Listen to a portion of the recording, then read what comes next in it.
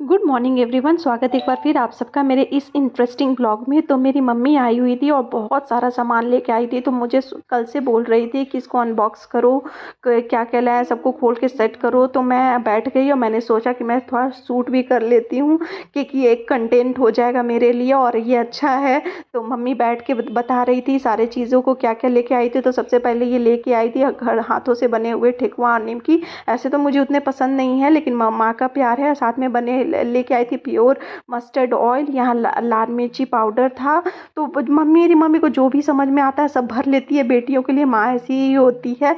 और यहाँ पे कुछ कैंटीन से सामानें लेके आई थी। तो मैं वही सबको बोल रही थी वो कितने देर से कि सबको अनबॉक्स करो। ये जीरा था।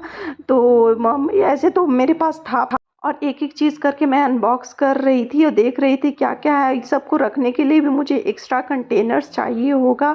तो ये साबूदाने था, ये इतने सारे चना दाल था। मैं चना दाल ऐसे जनरली बहुत कम यूज़ करती हूँ, कभी कभार ही यूज़ करती हूँ और पहले से मेरे पास था।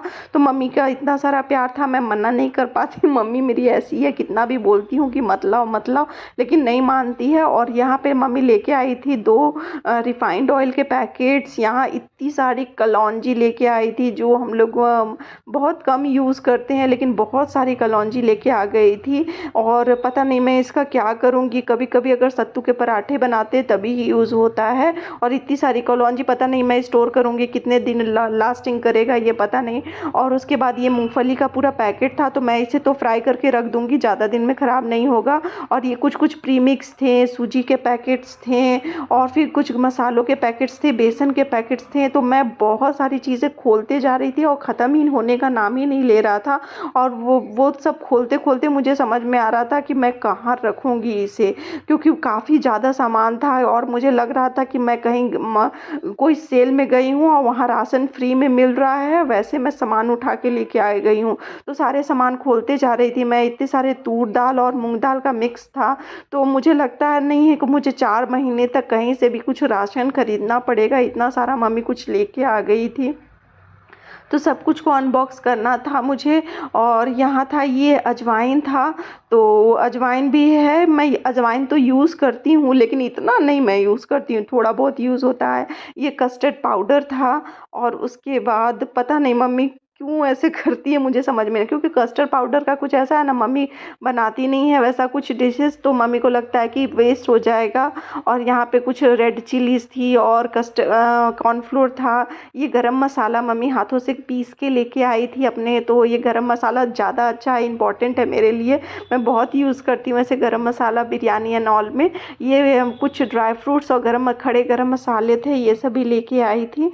तो कुछ कुछ चीज़ें जो थी मुझे लगा कि हाँ ये बहुत यूज़फुल है। ये कुछ नूडल्स के पैकेट थे, हॉर्लिक्स था। मतलब मम्मी मेरे पापा कैंटीन जाते रहते हैं, आर्मी कैंटीन, तो वहाँ से सामान उठाते रहते तो कुछ ना कुछ लेते रहते। तो मम्मी को लगता है कि मैं जितना से ज़्यादा हो सकूँ उतना पैक कर लूँ। तो इसमें था ब्रेड क्रम्स। तो ब्रेड क्रम्स तो मैं यूज़ कर जाऊँगी कुछ कुछ रेसिपीज़ में, तो ये यूज़ हो जाता है, ये यूज़फुल चीज़ है। तो ये अच्छा हो गया मेरे लिए, कुछ नई रेसिपी बनाऊँगी तो आपके साथ ज़रूर शेयर करूँगी। तो ये सारे मैंने अनबॉक्स कर दिए थे। अब मेरे पास टेंशन था इसको मैं सेट कैसे करूँ। तो मुझे अचानक से याद आया कि जब मैंने कंटेनर्स चेंज किया था तो मैंने सारे पुराने कंटेनर्स को एक कार्टन में पैक करके रख दिया था। तो अब ये सही समय आ गया था उस कंटेनर्स को यूज़ करने का। तो मैंने सबको अनबॉक्स किया और उसके बाद सारे कंटेनर्स मैंने धो के रखे हुए थे तो मैंने फिर से उसमें क्लीन करके और उसके सारे जितने भी सामान थे, जितने भी एडजस्टेबल थे, मैंने कोशिश किया कि सबको वापस से मैं उसमें रख दूं। तो ये था, मैं कभी कभी चीज़ें जो होता है, मैं ये सारे कंटेनर्स को फेंकने वाली थी, अच्छा हुआ मैंने नहीं फेंका, क्योंकि कभी ना कभी ज़रूरत पड़ ही जाती है। मेरे साथ ऐसा होता है कि कोई कोई चीज़ें जिससे फेंकने वाली भी होती है तो मुझे लगता है कि नहीं कभी यूज़ हो जाएगा। घर का में स्टोरेज का शॉर्टेज होता है कि हाँ कहाँ रखें, फिर स्पेस ऑक्यूपाइड है, लेकिन कभी ना कभी यूज़ होता है कुछ चीज़ें। तो कभी कभी कोशिश करें कि हाँ सारी चीज़ों को ना फेंके। तो आज ये बहुत मुझे अपना ये काम बहुत अच्छा लगा कि मैंने अच्छा हुआ सारे कंटेनर्स को अच्छे से स्टोर करके रखा था, क्योंकि अभी मैं सबको सेट करके अच्छे से रख दूँगी। तो इससे क्या होगा, सब में एयर टाइट रहेगा और ज़्यादा दिन तक चलेंगे और जल्दी ख़राब नहीं होंगे। तो बहुत सारे कंटेनर्स थे मेरे पास तो सब यूज़ यूज़ करना था, लेकिन ये काम बहुत टाइम टेकिंग था। एक-एक सोच-सोच के रखना कि कौन से कंटेनर्स में कौन-सा सामान अच्छे से आएगा।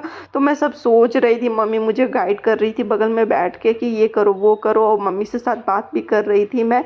तो ये आज सुबह-सुबह मैंने प्रियांश को स्कूल भेजने के बाद मैं यही टाइम पास कर रही थी। अभी हमने ब्रेकफ़ास्ट नहीं किया था, मम्मी भी बैठी हुई थी। मेरी मम्मी का ऐसा है कि कंटिन्यूअस सुबह में सिर्फ़ चाय चलता है और ब्रेकफ़ास्ट नहीं करती है वो।